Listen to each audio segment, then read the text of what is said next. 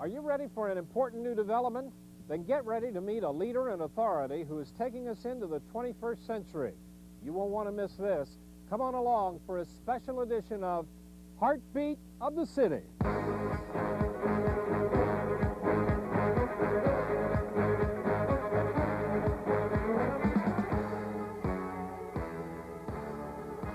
This is Heartbeat of the City, the television show that focuses on professionals and CEOs who are making news in science, medicine, and business. For over 5 years, our show has aired coast to coast and has spotlighted more than 500 leaders and innovators who are impacting the lifestyles of their cities. Today, we bring you a special edition of our show that takes a look at one such innovator. Holistic health care, the total being, the power of the mind over the body are all factors that today's physicians are beginning to realize and recognize as a very important part in the healing process. But in addition to doctors, people themselves are very eager to learn about alternate health care and the natural ways for healing oneself.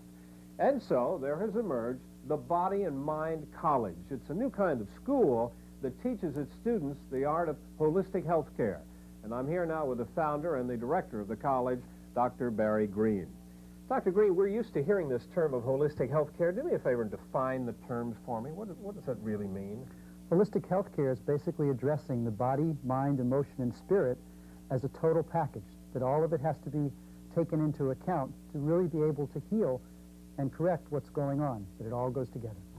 Well, what kinds of things do you teach the students here? I mean, we're seeing what looks like a lot of people getting massages. I gather that's a part of it. What really do you teach? Yes, that is a part, but we teach a variety of techniques for the body, a variety of techniques to deal with emotions, and a variety of techniques to deal with the mind, and we integrate it all together with assessment skills to be able to determine what's really needed.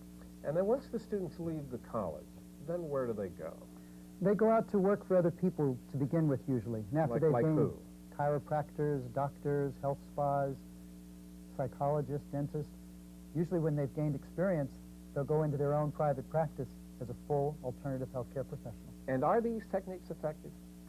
Well, it's sort of humorous because they've been in existence for 4,000 to 5,000 years.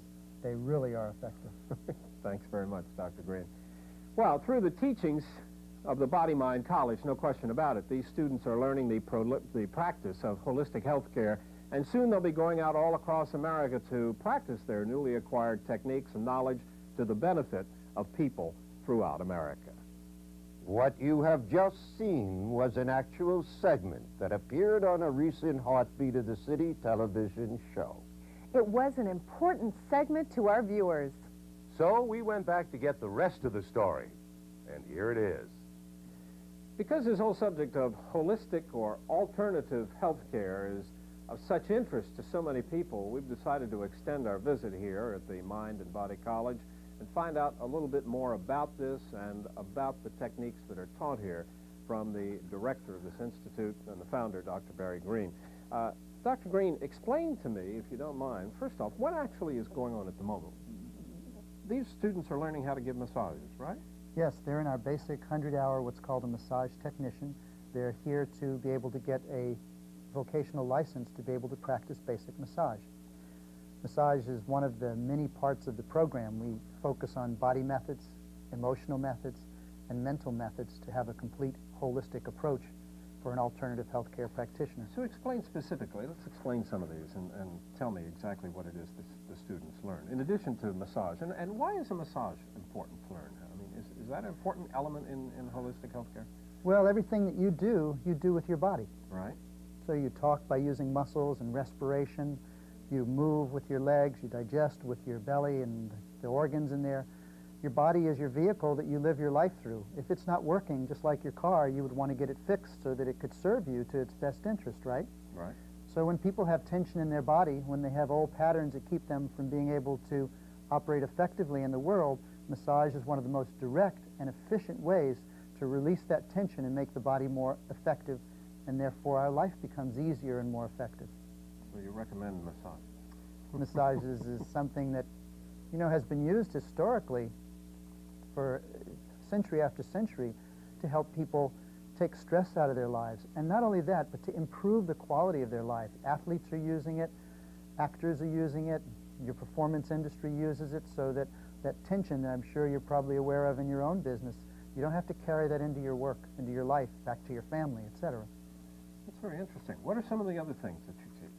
We teach a whole variety of emotional methods, and these methods allow people to discover some of the richness of having an emotional life. You know, in our culture, it's not okay usually to have more than a few emotions. We can be happy, we might can be sad, cry at a movie. If you're a guy, you may not even be able to do that. But really, we miss so much in the emotional aspect of living, to be able to share feelings, to be able to connect to that part of our being. So we sort of shut ourselves down. Little children do it all the time, naturally and spontaneously. So we help people to get reconnected to their emotional life, to be able to access feelings and let them go and express them and share their happiness, their sorrow, their whole richness of life with others. Well, that sounds great in theory, but how do you teach that? We have different ways of showing people how they can communicate in a way that is connected to emotions, to be able to do things that draw it out of another person. So how are you feeling, Doug? What's going on for you today? Are you feeling a little nervous or concerned about this shoot? Are you worried that maybe you're not going to do the best job? What feeling are you having right now? And how would you like to deal with that feeling? Do you have a need to maybe take a breath, relax, get some time for yourself? So we help people to access what really is going on inside them with more clarity and congruency, so their life can be able to relieve the obstacles and just live in a simple, rich, and easy way.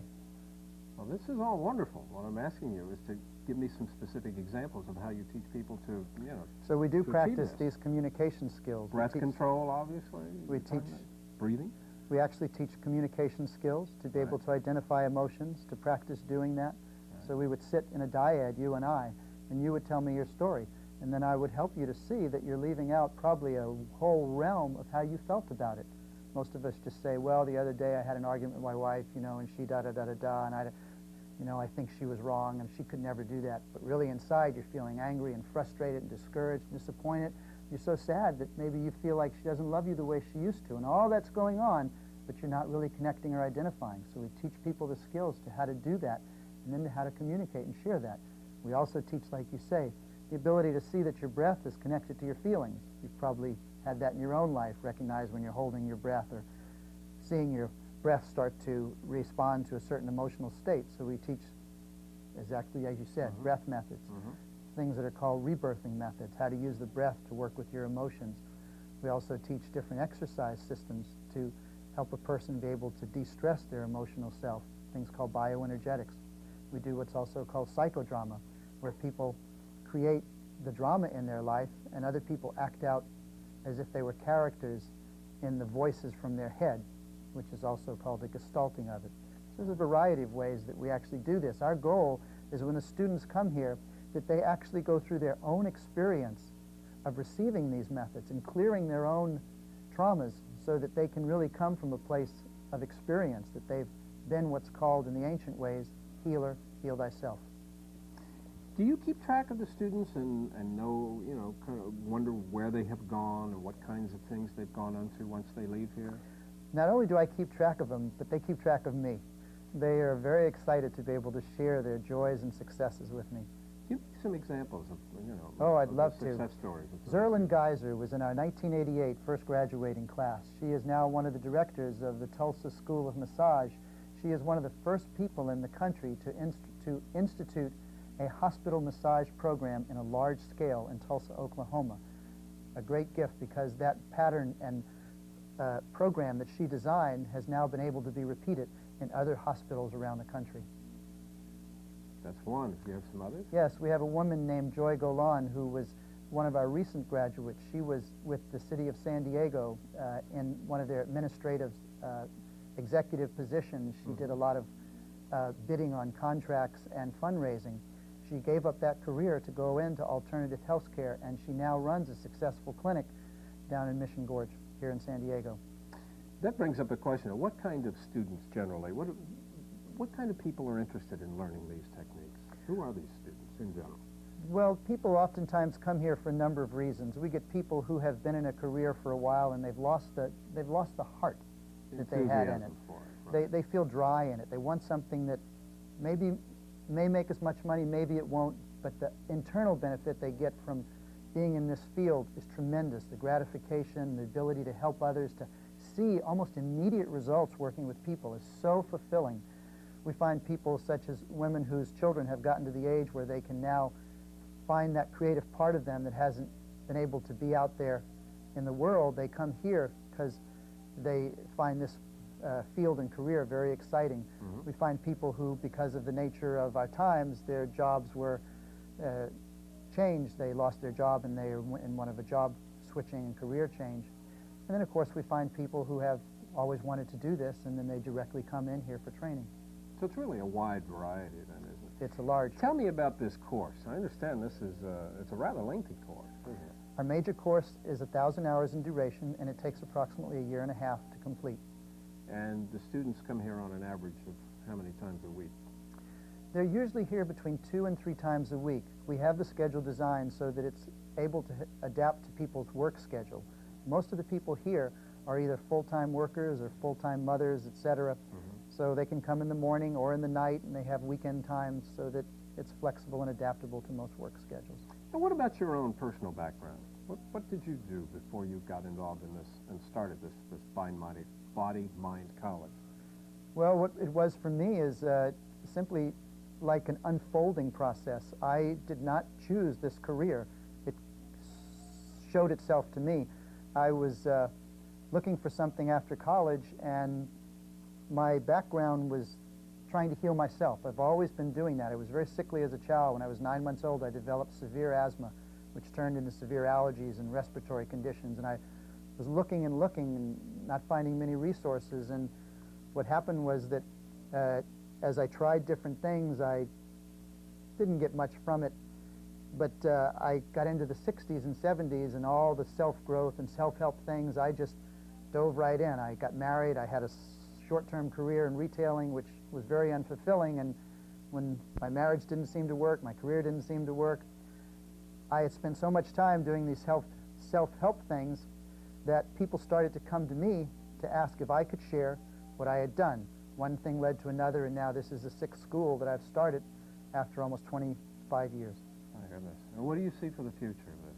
Oh, the future of this is nothing but expansion.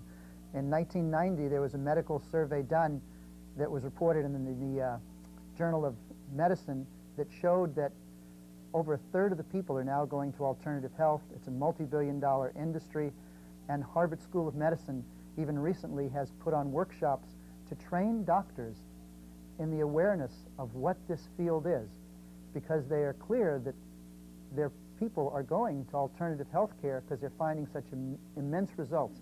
The thing that I see happening is that the medical profession is going to invite us to be part of them. And we've even seen that Blue Shield of California, in what's called their Life Path category, has now been advertising in the newspaper, large ads, and on TV with major spots to be able to show you that you can now use your Blue Shield to be able to get massage, stress reduction, fitness work as part of your Blue Shield benefits. So the time is here. It is going to do nothing but get bigger. The reason for that, Doug, is it works. It works. Doctor, thank you very much. Interesting story indeed. So, there you have it. A look at what really goes on in this field of holistic health care. Now back to you in the studio. And there it is, a timely report that represents some of the new developments that impact life in the 90s. It was another focus of Heartbeat of the City. See you next time. When we appear again on your television screens with more stories that are the heartbeat of your city.